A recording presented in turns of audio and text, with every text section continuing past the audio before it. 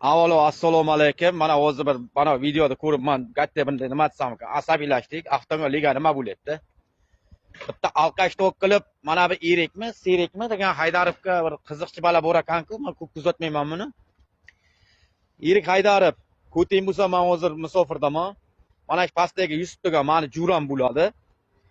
Ko'chada alqash bilan emas, qani bir normal erkak bilan sanam bir marta bir urishib ko'rqani avtomobil ligaga shu Erik Haydarovga jo'natib qo'yiladi, atmetka qilib avvalambor. Mana bu Jizzaximizda yuzi. Qani mana shu Jizzaxlik bilan bir ko'rqani. Ko'chada alqashlar bilan emas, normalni bir erkak bilan, sanam bir erkak kishini bir his qilib ko'r.